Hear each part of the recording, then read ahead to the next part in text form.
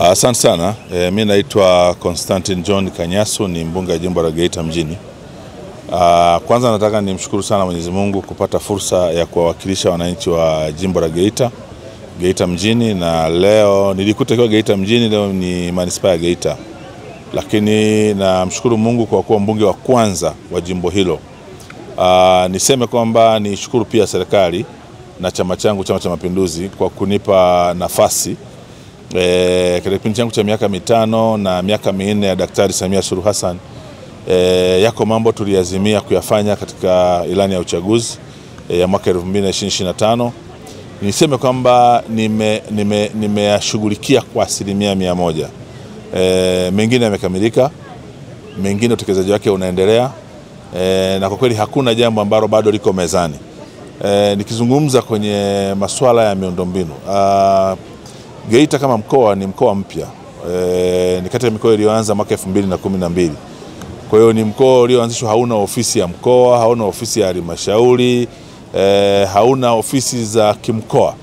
Leo nazungumza kwamba karibu idara zote za serikali tumefanikiwa kupata maeneo ya kujenga na kusaidia kuiambia serikali wape pesa, na wamejenga. Lakini huduma za jamii kwenye maeneo ya afya tayari tuko vizuri. Tuna hospitali ya mkoa, tuna hospitali zetu ya wilaya, tuna vituo vya afya 5 ambavyo havikuwepo awali, lakini nimefanikiwa kujenga zahanati 36 katika kipindi cha ubunge wangu. Kwenye elimu tumefanya vizuri sana. Jimbo la Geita mjini lilikuwa na sekondari 7. Leo nazungumza jimbo lenye sekondari 32. Nimekuta kuna high school 3, kuna high school zaidi ya 10 sasa hivi. Kwa kweli tumefanya vizuri kwenye sekondari, tumefanya vizuri kwenye primary, na tumshukuru sana Mheshimiwa Rais. Tumeweza kukarabati shule na kujenga madarasa mapya zaidi ya 300. Kwenye umeme, jimbo la Geita mjini halikuwa tu, na sio kwamba tu umeme vijijini haukuwepo, lakini hata mjini umeme ulikuwa hakuna. Majenereta yalikuwa yanawaka jimbo zima masaa yote, kelele mji mzima. Leo nasubutu kusema kwamba jenereta ikiwaka ni kwa sababu mtu hajalipia ruku, lakini tuna umeme pale mjini megawatt zaidi ya 98. Tumejenga substation, na vijiji vyangu vyote havikuwa na umeme. Sasa vijiji vyangu vyote vina umeme, mitaa yangu yote ina umeme.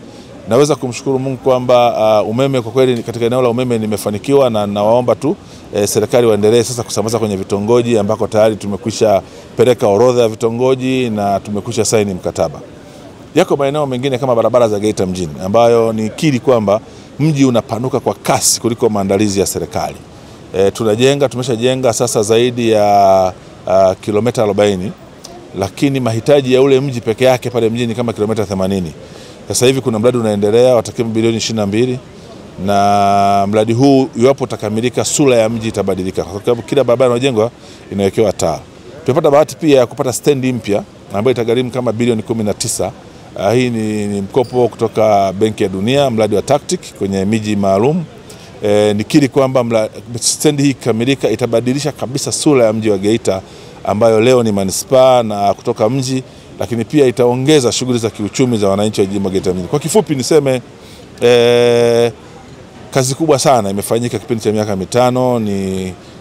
Nikishukuru Chama cha Mapinduzi kwa kuniamini, lakini serikali pia kwa kunipa ushirikiano kila mara nilipokwenda kuwakilisha wananchi, na naamini kwamba kipindi kijacho cha miaka 5 mingine wananchi wataniamini na watanituma tena nifanye kazi yao vizuri.